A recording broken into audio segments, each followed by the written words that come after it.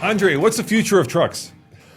We're going to discuss this on this episode of TFL Talking Trucks, and we have a lot of choices for potential powertrains. Yeah, and the reason we're talking about this because this week a bill was signed.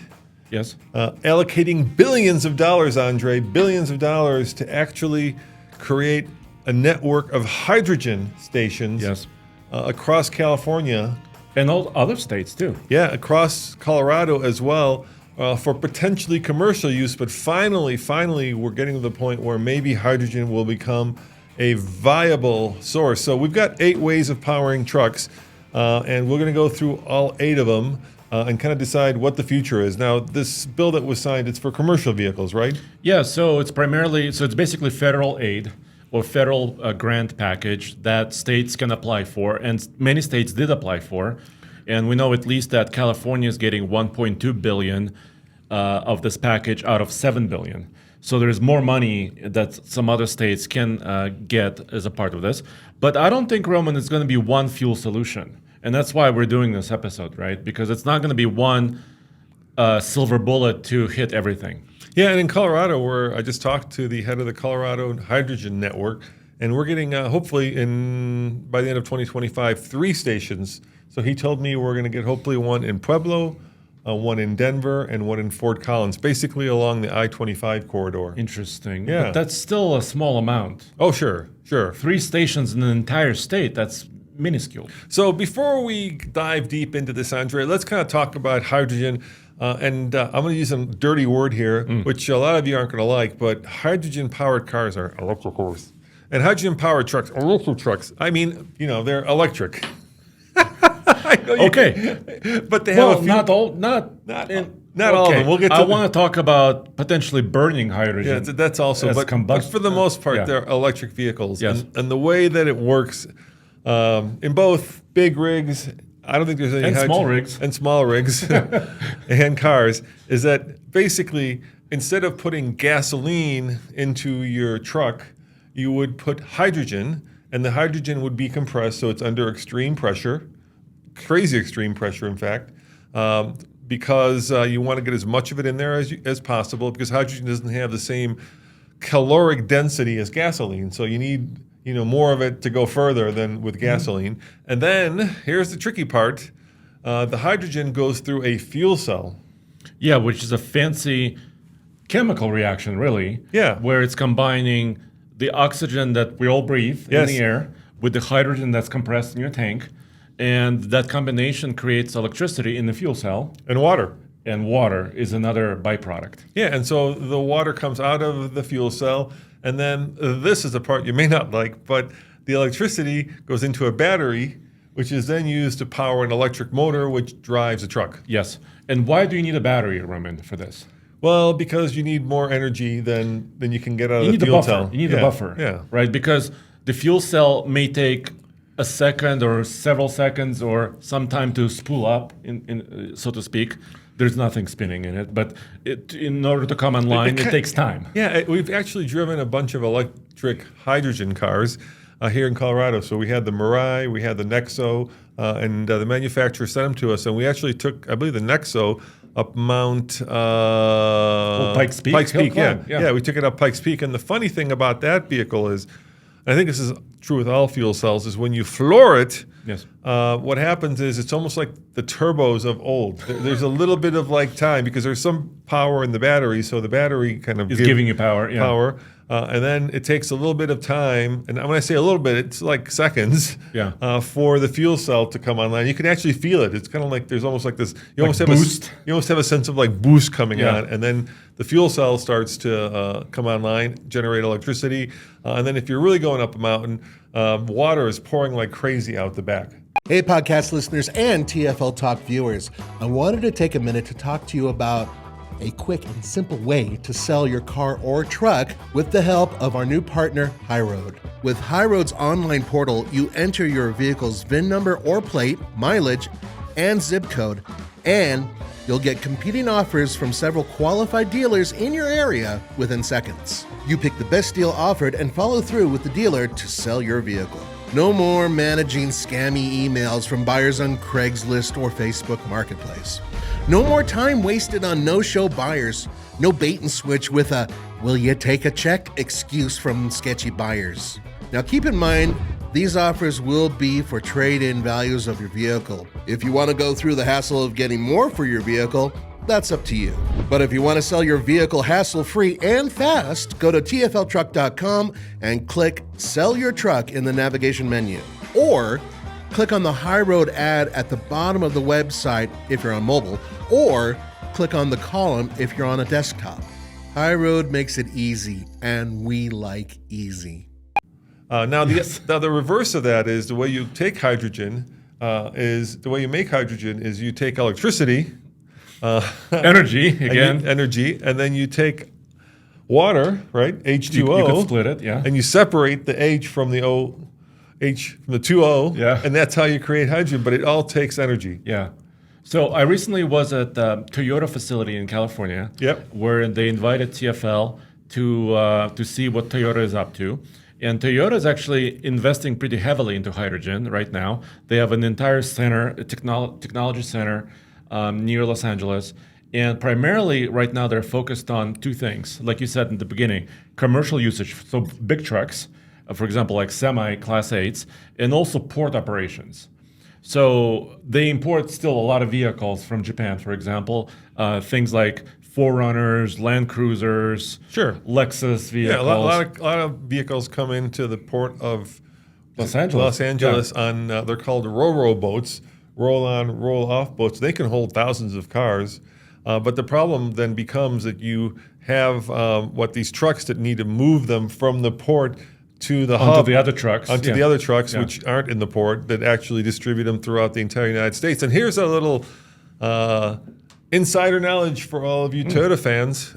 If you want like the new Land Cruiser or the new Forerunner that are built in Japan, they hit California first, and then they spread out throughout the country. So you may want to order it somewhere in California. If you want to be the first to get it. Now, that's not true for the Tacoma.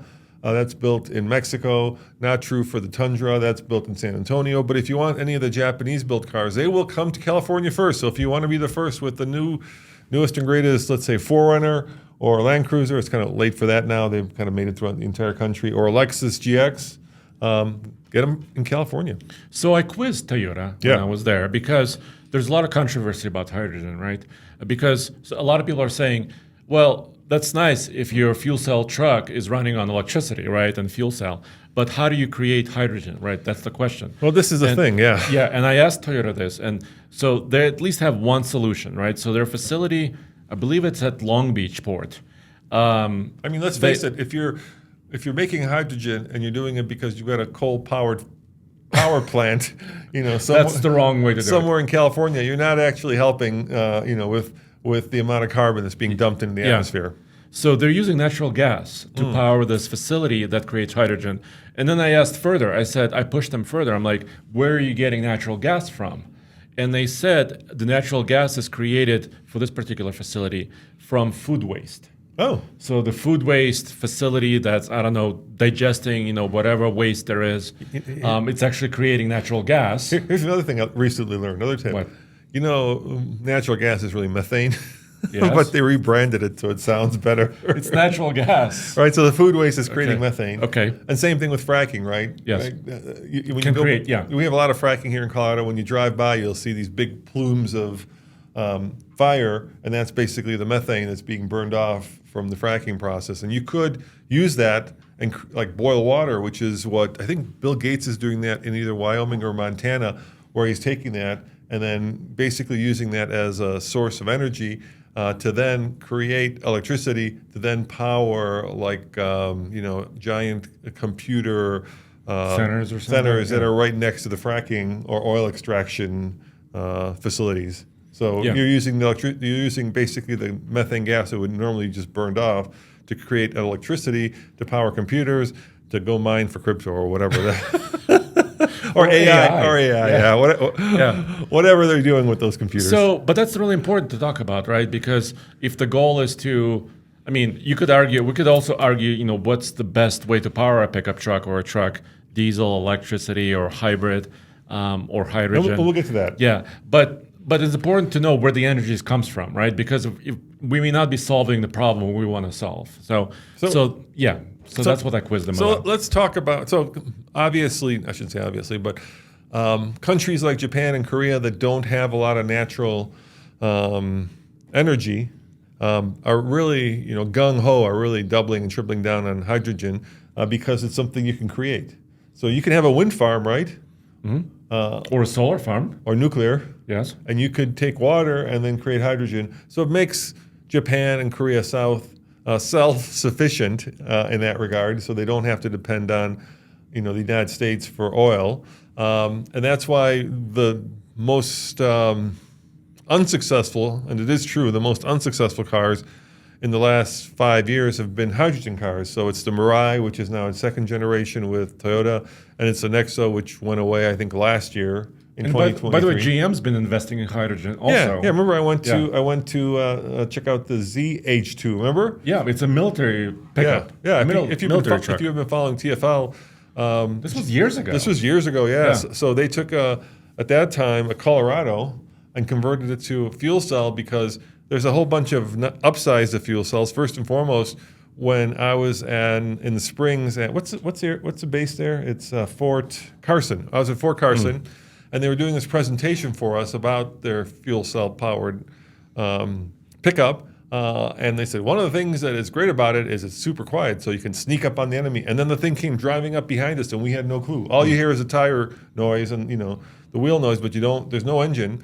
The other thing you can do with it is you could potentially power. They said things like mobile hospitals, but I'm sure it's weapon systems, right? So offices or headquarters, whatever you want. or hospitals. Yeah. But I'm saying if you had a military fleet of hydrogen-powered vehicles, they could also use those vehicles to generate electricity, then to power other things. Not just trucks. Right, Yeah. but it never seemed to go anywhere. I thought it was cool and it was quiet. Well, it may have gone somewhere and we just don't know. We don't know, yeah. Because we're not in the military right now. And here's the problem, right? When I was talking to the military guys, I said, aren't you afraid of having so much super compressed hydrogen in a vehicle? Because, it wouldn't take much for that to explode. Think of the Hindenburg. Right? Okay, we should talk about this. It's very explosive. And so the solution that GM came up with is they took carbon fiber, and we're talking carbon fiber that's probably at least 1 or 2 inches thick, and created the fuel cell for it so that you could compress as much hydrogen as possible, but that you also made it very hard to rupture that fuel cell. And what the military guy told me, which is pretty funny, I was like, aren't you worried about that? And the GM guy said, oh, no, don't worry. We shot that with, various munitions. Variety, yeah. And then the military guy looked at me and winked, and he goes, we got bigger things we're going to hit it with. Wink, wink, nudge, nudge. Wink, wink, wink, wink. Yeah, exactly. So that's also, of course, an issue that it's highly explosive. And when you compress it, it becomes also, you also make it very cold, right? You can, because in order to transport it. Yeah, when things get cold, they compress, and so you can get more hydrogen when you get it to as close to absolute zero as possible. And I want to say these trucks that transport it are very cold, and that created another issue. And this is maybe we should talk about this, and that is in California. When I started reporting, when we started doing this, maybe 10 years ago, there were something like 55 hydrogen stations in LA and some Bay Area. in San Francisco, yeah. And then recently, that number, which was supposed to increase to thousands, went to like 40, and then decreased. Yeah. And then the 40 that were there, half of them didn't work because either they were out of hydrogen, or the issue that people found is when they were trying to fuel up their vehicles, because the hydrogen is super cold, the nozzle of the hydrogen station would actually freeze to the receptor in the car. Mm-hmm. So you couldn't unhook the nozzle from the car when you got done filling it up.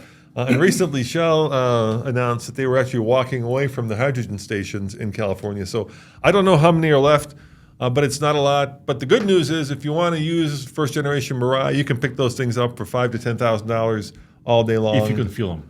If you can fuel them in California. Yeah. We looked, and there's actually 2 for sale here in Colorado.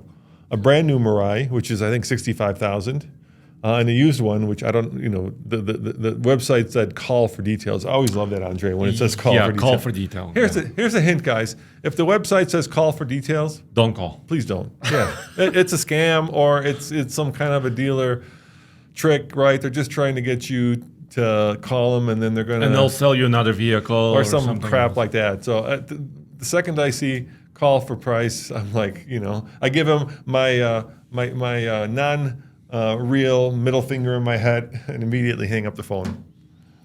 That just screams scam. Yeah, so I talked to Toyota engineers about this too, and they said, they're coming out with different nozzles, also larger nozzles for big trucks because you want to push a lot of hydrogen fuel through them. Andre, you know what they say in the hydrogen business? What? It's not the size of your nozzle, but it's the... What is it? The temperature of your nozzle? No. It's the... it's the speed of your flow. There you go. I think that's what they say in the hydrogen world. Okay, No, bad I don't. joke. No, Okay, I no, you didn't. So should we discuss other ways to power pickups? Well, let's get the trucks. Okay. So first and foremost, remember when we were in LA and Hyundai had their big rig hydrogen vehicle? It's called the Exient Fuel Cell Semi.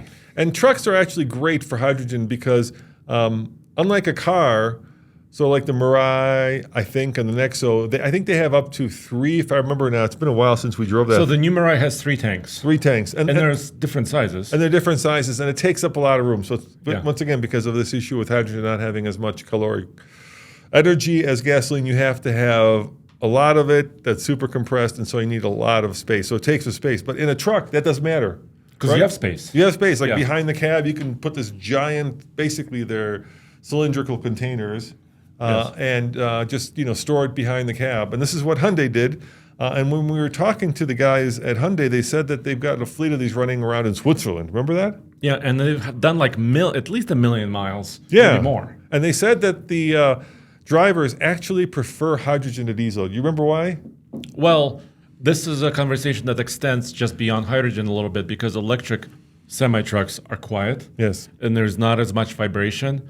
And, when you're spending 8 or 10 hours behind the wheel of a big semi-truck and the diesel engine is rumbling and it's loud, it gets a little bit tiring, right? So a lot of drivers like that. Is that because it's quiet and kind of seamless, they feel a little bit more refreshed. Yeah, that's what the Hyundai guys told us, at least. And I can kind of see that. I mean, let's say you're behind the wheel of a Hellcat, and you love that Hemi supercharged V8. But after a while, if you're road tripping, it gets old. And I could see, diesel trucks, which are actually much louder than regular, pickup trucks that are diesel. I could see why the noise, vibration, and harshness of a diesel could get old. And what we heard from the Hyundai PR people, and like I said, this is from the drivers. This is what the drivers apparently told Hyundai, is that they feel much more relaxed and much less stressed after a day of driving a hydrogen-powered truck, electric, yes. than they do a diesel. And it's not only Hyundai. It's also when I went to Nikola. Nikola is a startup, right, which has kind of some baggage from their past, but they are selling their hydrogen semi-trucks, and they told me the same thing. They said drivers tell them that a quiet truck like this, by the way, they also put their hydrogen tanks behind the cab, so they're kind of hidden. Well, the Nikola's super quiet because they rolled it down a hill. No, that was another one. That's not this one. That was Nikola? That was another guy named Trevor Milton. Oh, sorry. Okay. Yes. But it was Nikola. It was. Yeah. What I'm referring to is Trevor Milton, who was the CEO of Nikola, got thrown in jail because when they introduced the truck, it had no powertrain. And so to show that it worked, they basically just rolled it down a hill. And photographed it. And photographed it and videoed it, yeah. Except that, gravity was the source of powering it, and nothing else. Yeah. So that's very clean, by the way. If we could just... If we use gravity only. Yeah, if you could just drive down mountains, you'd be all set.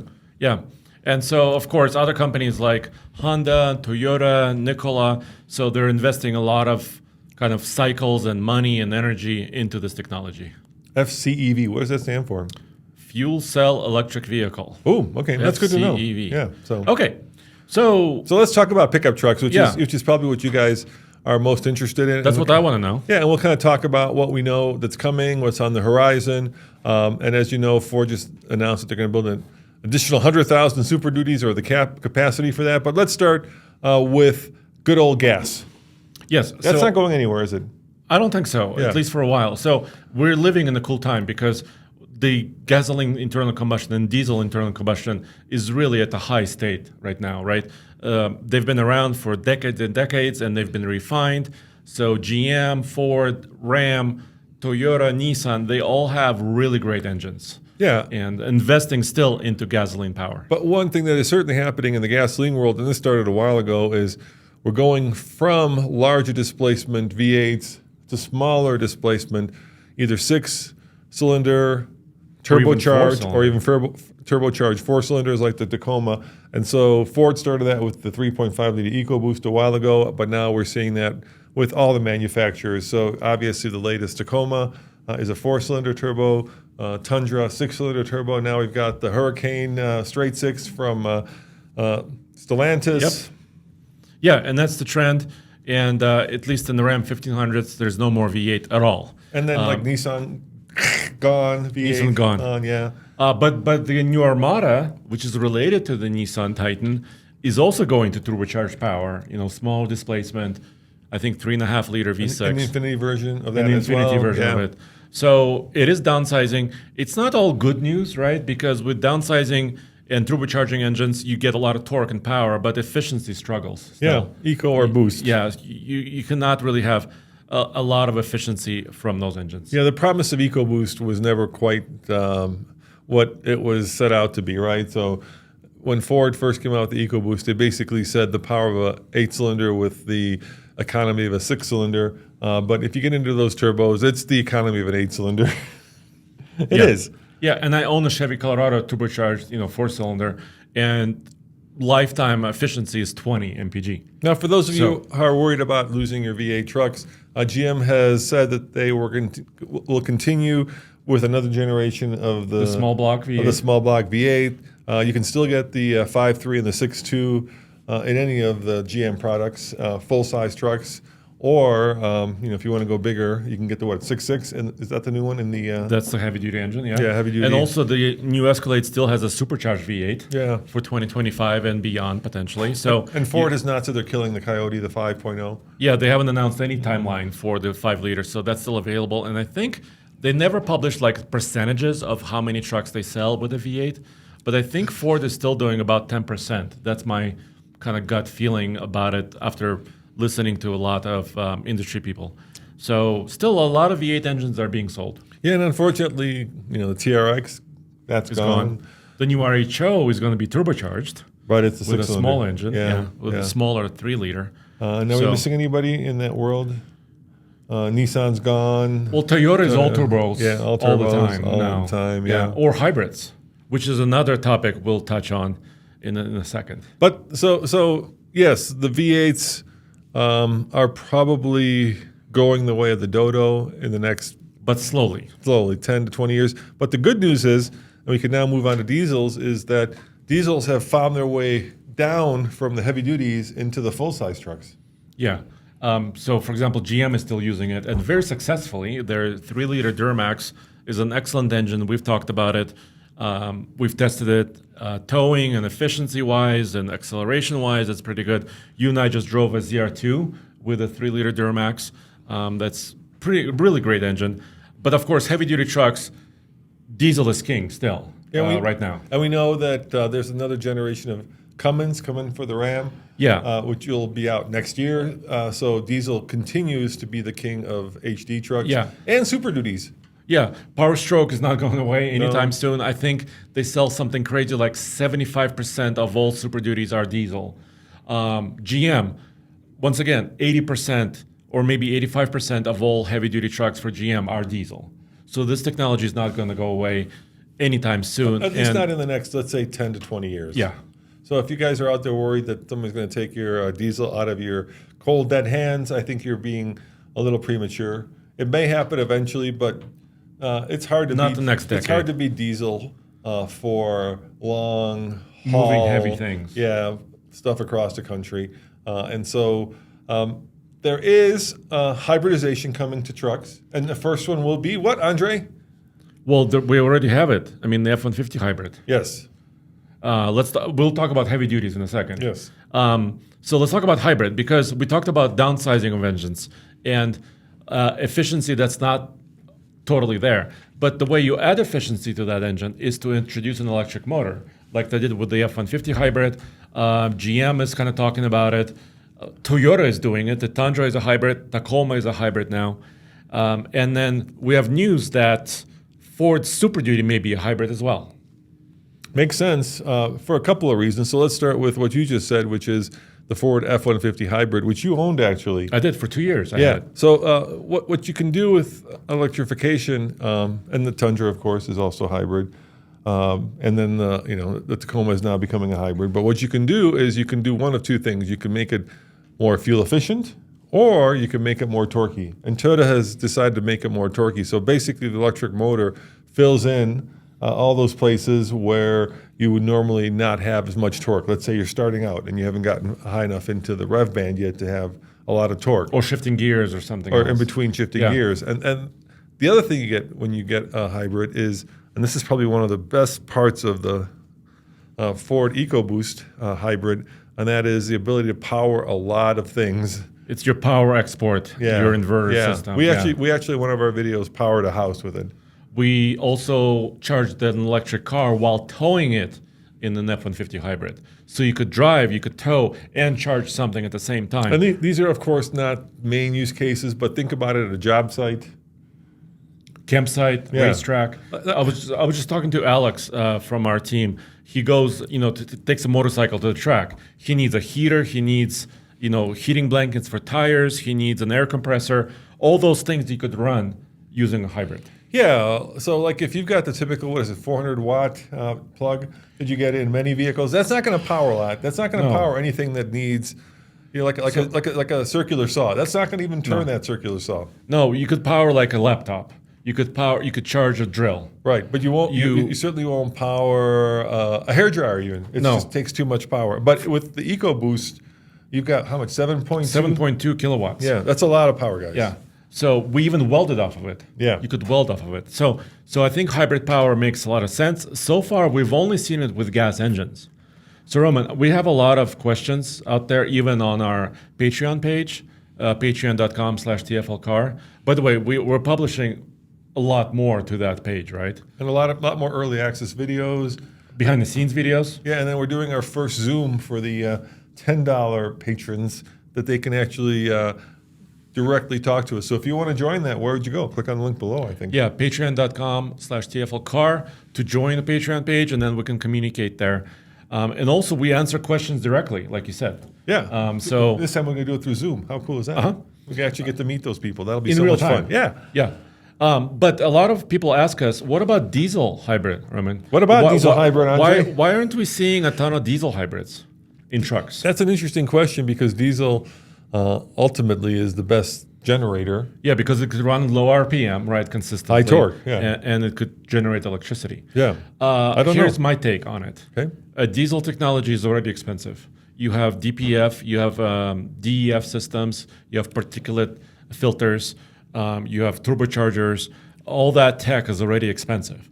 If you add an electric battery and an electric motor to the diesel generator, you're still adding cost. So I think cost has a lot to do with it. Also weight. Diesel engines are usually heavier than gasoline engines, and you're adding batteries and electric motors. Those weigh a lot as well. So I think there's cost problem and there's weight problem that comes along with it. Yeah, and I think a best demonstration of that we've seen is the Toyota Tacoma and Tundra, the hybrids, right? I'm not sure you're getting a lot of benefit, at least in terms of fuel economy, by going with the hybrid versus the regular internal combustion engine. I just think that the added weight of the battery sucks up all the additional fuel economy that you would normally get. Well, remember, you and I did Land Cruiser versus Tacoma in the Ike Gauntlet. Yep. And we found out, well, they're not the same vehicle, but they're closely related. They have the same chassis, the same frame, the same engine. But the Land Cruiser weighed 600 or 700 pounds more. That's a lot. Than the Tacoma. And a lot of it was that battery and the electric system. That's Miu and Blaze. Yes, that's a lot. That's a lot. Yeah, then that also decreases your payload, which decreases your towing. So it's kind of a mixed bag of good and detrimental. So you have to strike the right balance. I know if you look at cars in Toyota Land and other cars, they figured out how to do small hybrids really well, right? Camry hybrid, other hybrid system like the Honda CR-V hybrid. They figured out how to downsize those systems and be very efficient. But we haven't figured this out yet in trucks. So Europe went to diesels, specifically the UK and most of Europe actually, a long time ago. And the way they did that ostensibly was by taxing diesel less. And so they went and basically sold the benefits of diesels to, and I'm not talking about trucks. Trucks have always been diesel. You're But talking about like a decade ago, right? yeah, cars, maybe longer than that. Yeah. And they said, well, because diesel puts out less carbon, which is true, especially if you're cleaning it. But there were two things that they didn't think about. Diesel also does a lot of damage in terms of longevity, right? Because And particulates too. and particulates and NOx. Yes. So there's like three things that they didn't diesels think are about bad that at. at diesel. Yeah. So when diesel vehicles get old, they get dirty. They're also putting out a lot of little diesel particulates, which is basically unburned diesel.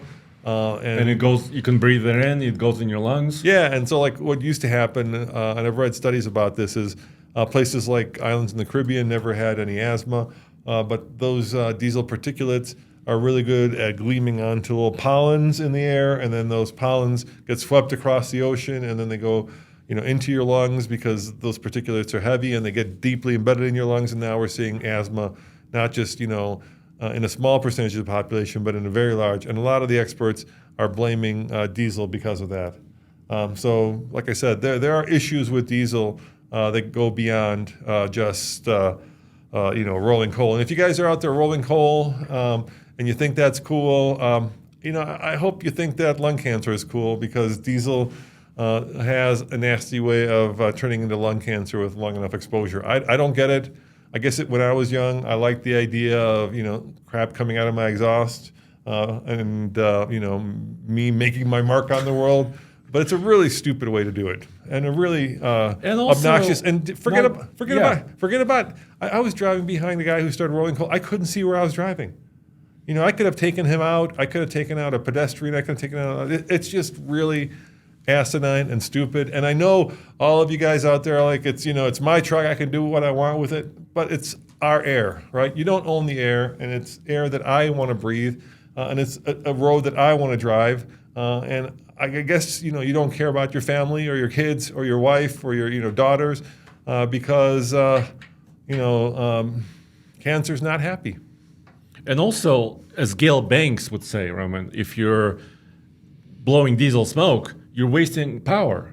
It's actual power that you're not using to propel your truck down the road. Yeah, it's just not good. It's pretty asshatty. So why not just go EV, Roman? That's the next on our list. And Tesla would say go EV.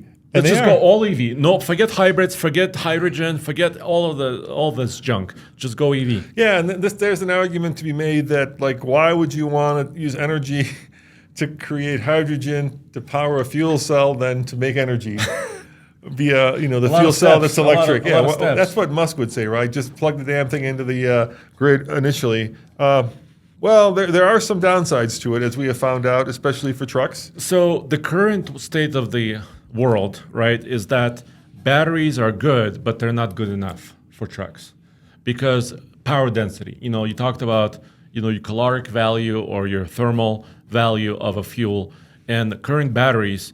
Let's say Silverado EV, for example, which is the long distance champ in the world right now. Yeah. 200 plus kilowatt hours of battery. That's equivalent. If 33 kilowatt hours is equivalent to 1 gallon of gasoline, 210 kilowatt hours is about 7 gallons of fuel. So imagine running a big, giant, heavy pickup truck on 7 gallons of fuel only. How far can you go? Well, the current Silverado EV could go 450 miles with no trailer and maybe 200 miles, like we showed, with a trailer. So there's still not enough density there. But then you got to charge up for an hour. Or hours, or plural. Yeah, the bigger the battery, the more time. The more time and the more energy you got to get into that truck. And Tesla has that same issue, right? When you charge up, and you just rode in the Tesla semi-truck. I did, around Vegas. Yeah, you're not charging it off of a level 3 fast charger. They right? even invented mega chargers, right? Exactly. But there's only like one or two of them in the world right now, not hundreds or thousands. But those trucks are running around. I know they're running around in Nevada. Around their factory, the Tesla factory. Around the factory, and then also I think Pepsi has a partnership with them, so they're using them. I think mainly for like local deliveries. I don't think they're using them for cross-country deliveries yet. Yeah, because their range on their electric semi-truck is 500 miles. Is that they towing? claim? That's with weight. 80,000 pounds? Yeah, how or much? 82. The government is now allowing slightly heavier weights for electric trucks. Big trucks, we're talking about semis. But once again, we've never tested an electric semi ourselves. So they say 500 miles, but we haven't verified it. Now, one of the ways that Andre just figured out that you can actually use electrification is not the power of the truck, but the trailer. Tell me about that trailer that you saw in Germany like a month ago. Yeah, I went to a ZF conference, really. I mean, it was a showcase of new technology. I skipped ahead on your thing there. Sorry. That's fine. I just felt it belonged. It belongs here. Yeah. You're right. Because I thought about this. If your trailer has an electric motor and a small battery, and the trailer helps to propel you down the road, it's kind of a hybrid. Because you can have a diesel engine in your truck, but your trailer is helping you move along on the highway, hence adding efficiency. And ZF said you could add anywhere from 15 to 40% efficiency using an electric trailer. So if you're pulling it with, let's say, a diesel tractor, right? Tractor trailer, right? Sure. Big semi-truck. You're using, how much percent you say? 15 less percent fuel, 15% let's say, less at least, or maybe 40% less of fuel. If your trailer is electric, because the trailer can then do Regen energy, too. Yeah, do things like regen energy on the way down, help on the way up, also help in straight highway driving. It's actually a clever idea, and you need to do anything special for this to work with most like tractor trailer rigs out there. So there's of course the devil is in the detail, as they say, right? Yeah. Because let's say you're on slippery surfaces like snow or ice, and your trailer decides to push you along at the wrong time. Then you could have a jackknife situation, right, where the trailer is swaying or doing something that you didn't expect while you're driving your truck. ZF solved it with their brake distribution system. So they have what they call the air system. The air brake system has a computer, and the computer knows your speed and also your acceleration, deceleration, because it changes the brake actuation. So they're using that computer to kind of solve this issue about the trailer, working in tandem with the truck. There's another company, I think, that invented a smart hitch, basically, where the hitch is actually sensing the energy, right? Are you slowing down? Are you accelerating? Are you going sideways? And using this smart hitch, you're able to kind of coordinate the two. So it's not seamless. I mean, you do need to add additional technology to this. It's not completely seamless. And then, of course, let's take that down to the pickup truck world. We have heard now, For years about like campers that are electrified in terms of basically the same thing. I know there's like Lighthouse, there's Pebble, there's different companies that are trying to do electric trailers. And then there's, of course, companies that are trying to like take the Cybertruck design language and move it to a camper. But we haven't actually experienced one, nor do I think, with the tractor trailer example, it's commercial and it makes sense. Because you have a fleet of them, you can, you could manage it. Yeah, and it's basically, cost effective. Whereas in, occasional weekend towing, the cost of adding a battery and electrification to a camper, let's say, is going to be astronomical. And it's not going to pay off if you're using the thing, 2 weeks a year. I just don't see the.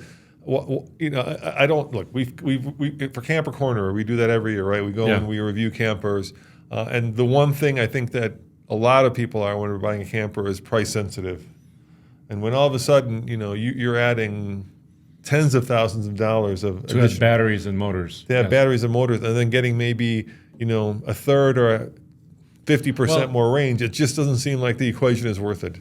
Well, they keep talking about that if you do have an electric trailer, like a camping trailer, that having it is free in terms of efficiency. So let's say a diesel truck loses half of its efficiency while towing.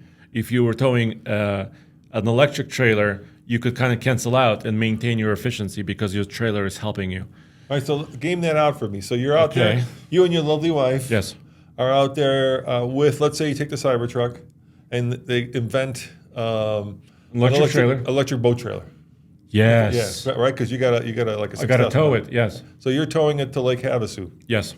Let's say Powell. That's 500 miles. Let's say you're towing it to Lake Powell. Yeah. And normally that Cybertruck gets 320 miles of range, but let's say realistically in the summertime, which I assume you're going to be doing it, you might be down to 150 if maybe you're less. lucky, maybe less. Well, the boat is a little bit more aerodynamic rather than the camper. Yeah. So maybe 150. Let's say 150. So that's like Pueblo.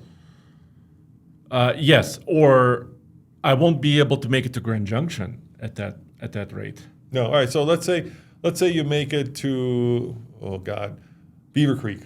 Okay. there's Now a we have to charge. Now you have to charge. Yes. But now you got to charge the truck and you got to charge the trailer.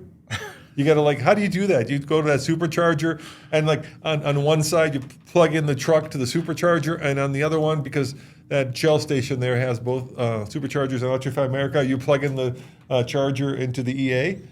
The trailer into the EA. Is that how that's going to work?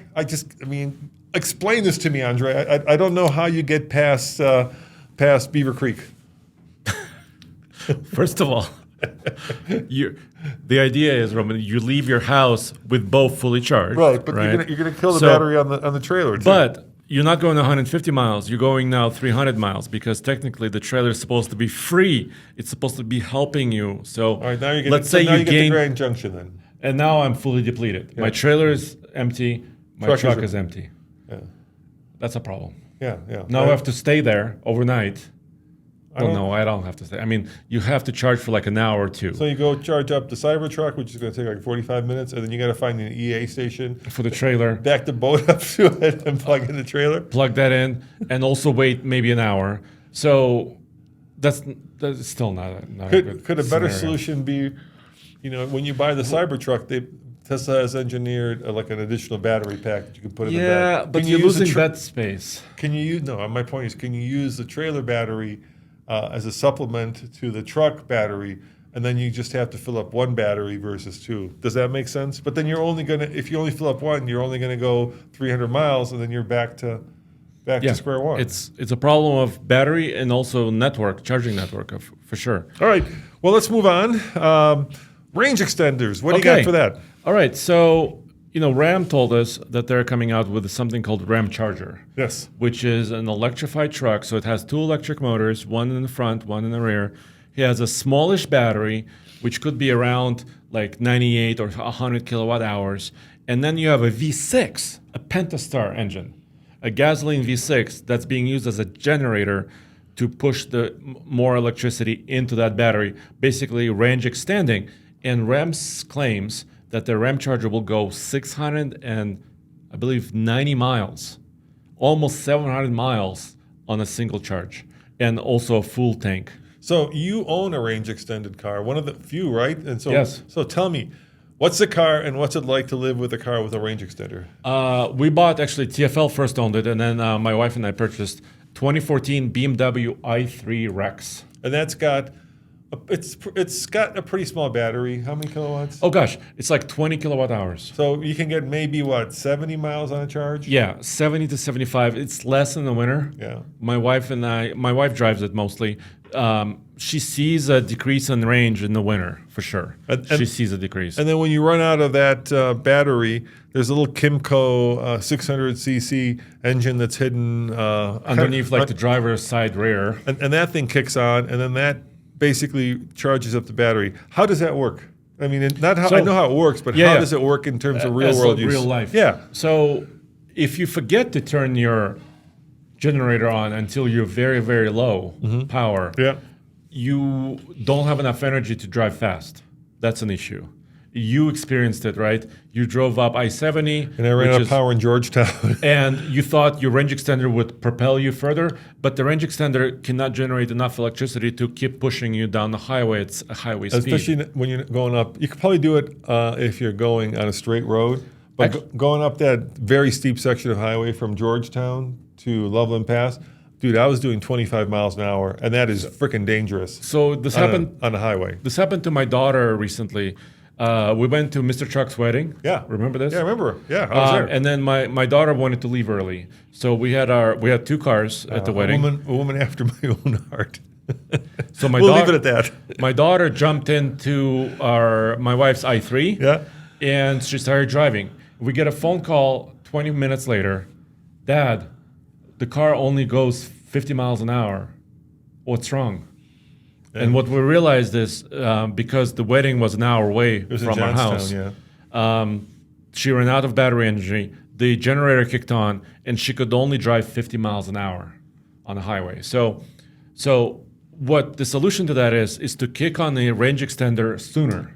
Yeah, but the EPA, in its wisdom, didn't allow BMW. In Europe, when you had an i3, you could say, I want to use the range extender when I get down to 50% of the battery or 20%. And that way, you're always keeping the battery charged up enough to have enough power to zoom down the road at legal speeds. Yes. But in America, because BMW wanted to sell it as an EV, the EPA said, okay, but you can only turn it on once the battery is depleted, which leads... Or 6%, which is 6%, basically depleted. But you can jailbreak that.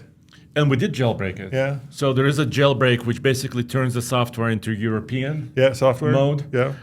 And then you could turn on the generator using a button on the screen anytime under 75%. Okay, but she didn't do that. But she didn't know. Right, she didn't know. It was her first time in my wife's car. Yeah, so she just drove like it's a regular car. It ran out of energy, and then the gasoline generator kicked on. She didn't have enough power. And then the other issue, and this is true with plug-in hybrids, PHEVs, right?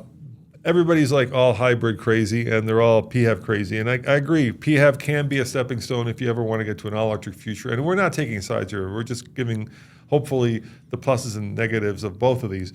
But not, like we said with the hybrids, you get extra weight because you're carrying around a battery, but you're also carrying around 2 powertrains. So then you got maintenance. So when we bought that i3, the first thing we had to do was we had to spend, I think it was like $1,400 to fix the charcoal canister.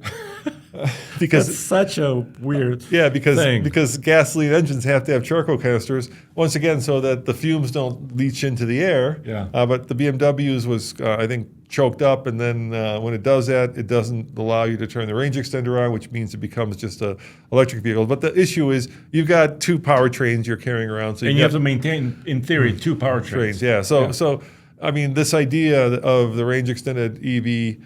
Or even plug-in electric hybrid. Yeah, pickup truck. In theory, it's great, but you're going to have to, change the oil on it, fix it when the charcoal filter gets clogged up. So it's kind of a maintenance problem, not maybe immediately, but certainly when the warranty runs out. So, and we'll have to wait and see. Ram hasn't priced their trucks yet, so we don't know exactly how much a range extended Ram Charger would cost versus all electric Ram versus gasoline-powered Ram. But we still need to figure this out. Did they say that they would use the Pentastar as the generator? So, which is a big engine. It's a 3.6 liters. So in theory, you wouldn't have the issue that you have with the i3, which has this little 600cc. Yeah. So in theory, you have a big gasoline engine, which is a powerful generator. So you would potentially never hit a situation where you're towing and you don't have enough power to go down the highway at, let's say, 70 miles an hour. But we haven't driven one yet. We haven't. So nobody has driven one. They're not out yet. So we still don't know. And Roman... And Stellantis does have some experience, right? The 4xe Jeeps are basically... Plug-in hybrids. Are basically range extenders. You can work... The range on gasoline is greater than the range on electricity, right? Right. So, but there's a button on the Jeep where you could say... Save energy. Save energy, so you could use it as a range extender. So basically what you could do is you could turn off the Pentastar, or the 6-cylinder, until the battery is depleted, and then have it come on and work as a range extender. It's a plug-in hybrid, but there's a thin line between the difference between the two. I always thought the difference was that range extenders were smaller powertrains, but in this case, it's not. Because we had Stumpy, right? You could tow with Stumpy. Stubby, yeah. Stubby, sorry. Yeah. No, you definitely can. We towed 5,000 pounds with it. Yeah. So you don't necessarily need the battery. Well, it's really, the difference is, does your gasoline generator or diesel generator, does it power the wheels or not? Yeah, like the Volt. Is it parallel or is it serial hybrid? So that's kind of the real kind of difference is. But I think I'm not convinced yet, Roman. Like you said, is it the worst of both worlds or is it the best of both worlds? I don't know. So I'm leaning towards the worst because I'm usually an optimist. But like you said, if you're maintaining a gas engine, if you're filling up at the gas station and having electric motors and batteries, that's a lot going on. There's a lot there. So let's talk about number 6 on your list, which is hydrogen or fuel cell vehicles. And we know that those already exist. Honda's coming out with a new one. Can we have a hydrogen-powered pickup truck? Heck yeah, it'd probably be better because you could put a big old tank underneath it. But there are a couple downsides, and they're pretty serious downside. First and foremost, even though the government just spent a few $1 billion, or what is it, $10 billion altogether, $7 billion to create that network across America. I mean, which came first, the hydrogen network or the hydrogen vehicle? Probably the network. But it's mainly meant for commercial use. Commercial vehicles right now. But, you see a lot of big dualies at truck stops, right? There's nothing stopping your dually, if it's hydrogen powered, coming up to a commercial, unless it's a different station. nozzle. Yeah, there has to be some standard, right? Yeah. I mean, if there's no, electric vehicles are now going through this time period where the electric charging standard is changing, right? By country. By manufacturer. Yeah. So there's basically 4 standards, right? CHAdeMO, the Japanese standard, which is CHAdeMO, the Chinese standard, CCS, CCS2, which is what Europe's on, and of course NACS. So 5 standards worldwide. Yeah, that's a problem. They have to be unified somehow, for hydrogen at least. And the other problem is when you go and buy, or better yet, lease a Mirai in California, they actually give you a credit card for, I think, $15,000. They basically pay you to drive the car. $15,000 worth of hydrogen. And last time I checked, if you did the equivalence of hydrogen to gasoline, it would be like $15 a gallon. That's how much it would cost if you could to right now. Right now, yeah. I think or a couple years ago. A couple of years ago. I think hydrogen is sold by the pound, if I'm not mistaken. Kilogram, yeah. Kilogram, yeah. By weight. By weight. Sold by weight. But if you take energy density, and you make them similar, it comes out to something like $15 or $19 a gallon. Which is not cheap. Which is not cheap, yeah. And that's not going to change unless you could come up with some less inexpensive way to generate hydrogen. Yeah. And then last time I checked, and like I said, I haven't done much research in this recently, but fuel cells also have a limited life. And those first generation Mirais, you would get maybe 75 to 100,000 miles out of a fuel cell before it would become less functional.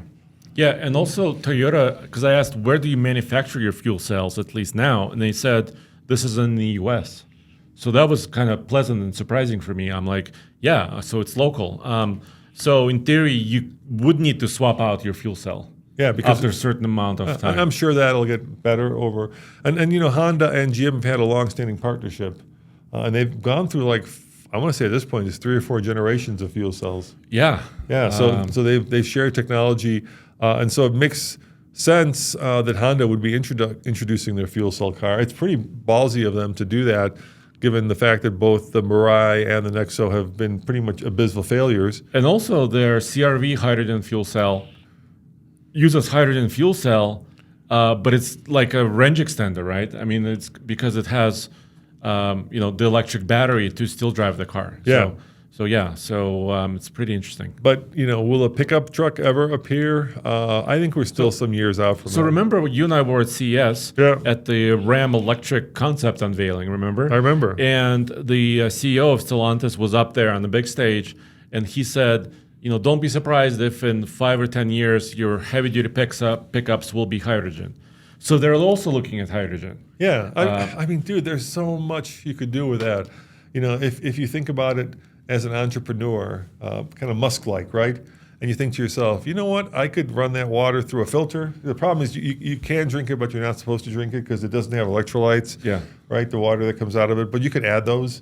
So, I mean, I could see myself in like a pickup truck of the future where maybe there's a clear piece of plastic in the center console and you can actually see the water going through a filter and then filling up a water bottle. And then you're drinking it. And then you're drinking it, and you've got, you're completely clean because nothing's coming out the tailpipe because there is no tailpipe because all that water is coming into your giant Stanley. I mean, Yes. that is so social media friendly that you could sell. You could get 100,000 reservations. Are you just on listening, that. Ram? Ram, are you listening? I'm sure they figured that out themselves. Okay. But that's basically you have, is it a truck or is it a drinking fountain? It's both.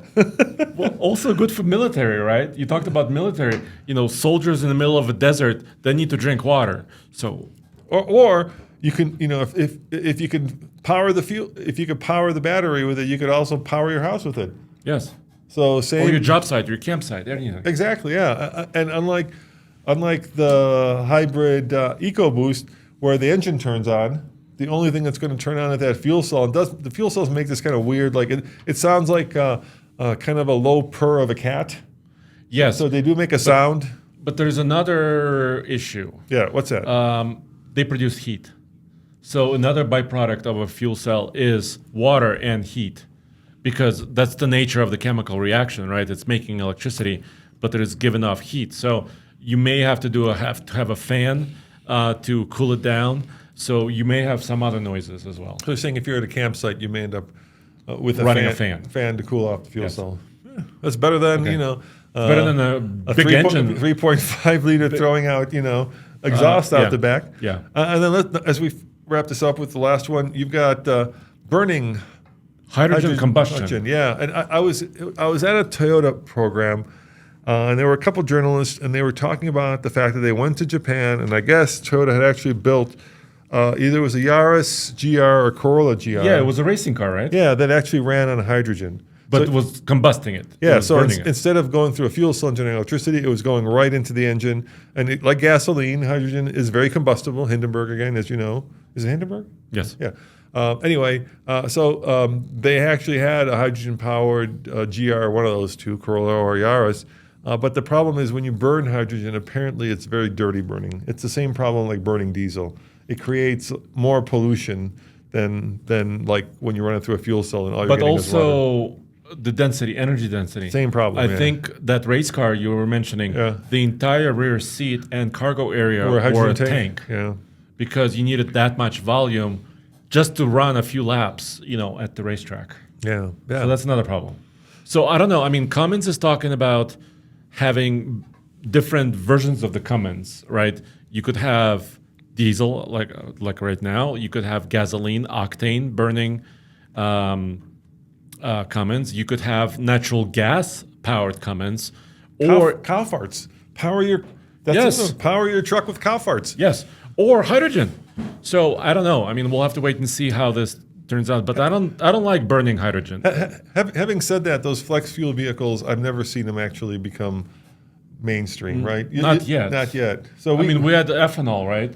we had before, propane and propane. Propane. Remember, we reviewed a truck that runs on propane. F-150. Same problem, energy density. Huge tank that took up like a third of the bed, right? Yeah. And not very dense. You could not go very far on that. Right. Yeah, and So- also dirty to some extent. So yeah, there are a lot of possibilities. Now, guys, if you're a chemical engineer or just a troll and you want to correct us, actually correct me because I'm sure what Andre said is right. My information may be out of date or old. Please feel free to let me know what an idiot I am in the comments, or more appropriately, if you actually are a chemical engineer and you know about the issues with either burning hydrogen or Help fuels. us out. Yeah, help us out. We'd love Yeah. to hear from you, and we'll star those comments up, and we'll thank you And for also, your thoughtful comment. Yeah, we'll highlight those comments, but also I can use it in a story. We can write this up as an article on tfltruck.com, and we'll have it right there. So before we close this, Andre, I have to tell you a story. yes, Look, we don't get political here. Somehow, you guys or the politicians, I don't know, has made this a political thing, right? To me, cars are cars. They're just cars, and trucks are trucks. They're just trucks, and what powers them is a question of what meets your needs. So, whether it's powered by electricity, hydrogen, diesel, it's still all a vehicle that I love. And I'm not going to be out there talking about the politics of this, because they're just cars and trucks. And they're cars and trucks that are powered in different ways. And I wish more people would look at it that way, right? If what works for you is having an electric car because you can charge it up in your home, by all means, buy an electric car. And if what works for you is having a fuel cell, by all means, and let the market decide, right? I think it's fair. But then, of course, when you talk to people, they say it's not fair that government is supporting, one form of propulsion or the other. Well, for example, right now we mentioned they're supporting hydrogen. Right. They gave $7 billion. Right. Yes. But this is the. I wish you wouldn't hold that up to the perfect world, because it's not a perfect world. Do you think it's fair, Andre, that the government supports farmers? Because they do. In the very same manner, our government pays farmers not to grow certain crops, not to grow crops. Yeah. Has our government supported oil drilling? Of course. Yes. Of course they do. So let's live in the world that's real and not in some pretend world. And let's also understand that there are going to be winners and losers in this transition. And so right now, the oil industry is not exactly happy, right? Because if you switch from oil to hydrogen or oil to electricity or whatever other form, bubble gum, whatever it is, it's going to take money out of their pockets, right? So they are supporting politicians that are out there spreading lies. And one of the lies, and this is where my story goes, is the fact that somehow people think that there's a mandate, and that's the word, for car companies to build electric cars. And this goes to kind of the heart of the matter. There is no mandate. There is an EPA standard that says, as a fleet, your vehicle must get this amount of fuel economy, and that's been around for a long time. This is not decades. Decades. This is not something new. But let's say you're GM or Ford, and you want to meet that fuel economy number. There are different ways you can do it. You could build more diesels because they're more fuel efficient. You can build more small cars. You could build more small cars, or you can do what Stellantis did for a long time, and that is buy tax credits or credits from Tesla, which made a lot of money, off that, probably more money than they actually did building cars. But there is nothing out there, and please stop with the BS. There's nothing out there that says GM has to build electric cars. Tomorrow, GM could stop building electric cars, so could Ford, so could any of the other manufacturers, and nothing would happen.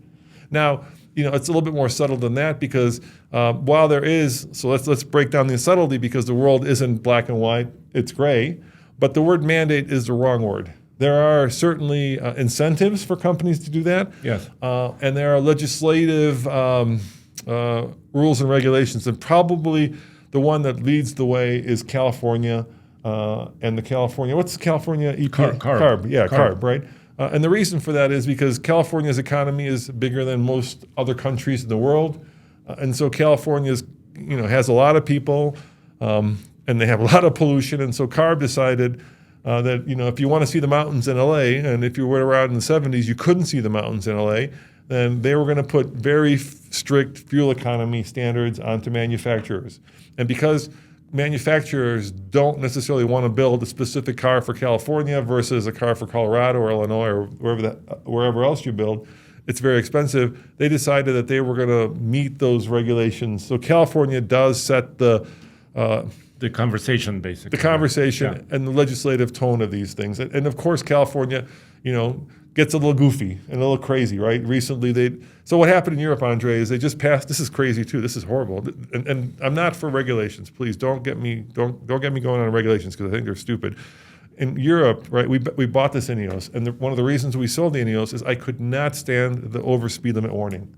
So in Europe, until recently, when you bought a car, a new car, you had to have this functionality that if you went over the speed limit, it would beep at you. Yeah. Now that car could be turned off so that doesn't happen, but we don't have that rule. But yet when Ineos brought in the Grenadier, until recently, they had that same functionality. That feature was there, yeah. So every time I was running an errand, and you will exceed the speed limit like within 2 minutes of getting in the car. It just happens. Not because you're like racing. You're going at 35 miles an hour. 30, yeah. You're going 36. Right. You're going 37. Yes. Beep, beep, and then you stop. Running errands, go get some groceries, get back in the truck. It resets itself. And in Europe, all the cars have to reset themselves back during every key cycle to all their safety nannies on. And now it's getting worse than that, right? Now they're saying, the latest legislation says that beyond that, you're going to have a warning where if you exceed the speed limit, not Britain, because Britain's out of the EU, in the EU, the pedal will start to push back on you. Can you believe that? So And let's then say, it'll slow you down. and then if you don't slow down, Yeah. the car will actually slow down. Yeah. That is outrageous and horrible. And thank God I live in America. And then in California, some goofy politicians, right, decided that we should also have this speed limit mandated. Sure. And I'm absolutely against that. And that is what a mandate is, when the government step in and says to business, this is what you must do. And that is not what's happening with electric cars, right? There's no mandate for electric cars. There are fuel economy standards that the manufacturers have to meet, but they could do it with any of these 8 methods that we've outlined here. Or maybe there are more methods that we never considered. Yeah. Yeah. Yeah. Yeah. And yeah, I don't love, when car companies are forced to do things, but at least this gives them choice. Yes, and us choice. And us choice, right? Yeah. Because I believe choice is what moves markets and lets people. But please, guys, stop with the comments that there's an electric car mandate. Does not exist. No such thing. And also, speaking a little bit more about the speedometer warning, like the speed limit warning, is that, for example, new vehicles like Ford and I think GM and some others, all new trucks and cars have cameras that read road signs. Yes. Right? They also have GPS data that may tell the vehicle what the speed limit would have been or would be in a particular stretch of road or highway. But many times, this warning has been wrong for me. Either it's reading, a suggested exit ramp speed limit, or it's reading construction that's no longer there.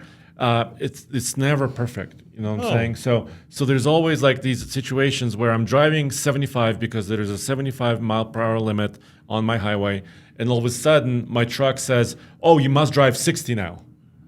No, but it's wrong. It's not perfect. It may never be perfect. No, and going back to the speed limit thing, you could think of a lot of examples. Hey, my wife is about to give birth, where you may want to exceed the speed limit, or just oh my a God, little bit. Oh my God, there's an accident in front of me, and in order to avoid it, I got to speed up, and then you got this car telling you no, you can't, and pushing back on you on the gas throttle. Or actually, I mean, this is government at its worst, right? Nor should government be telling car manufacturers what they should be building. And I completely agree with that, but I don't agree with the fact of spreading, let's not call it misinformation, I hate that. It's just a lie. Just stop spreading lies and let's talk about what's really happening, and then we can have an intelligent conversation. Because you can't even have an intelligent conversation whether, what's happening should be happening when you don't, actually know what's happening, and instead you're, pretending like there's some mandate that doesn't exist. You can't, there's no common ground to start with there. So, I'm a huge free market guy. I love the free market. I think it solves a lot of problems. But let's not pretend that there are mandates that don't exist. Fair. All right, guys, thank you for watching and listening. Yes. If you want to become a patron of ours and you want to help support TFL, we really appreciate all of our patrons.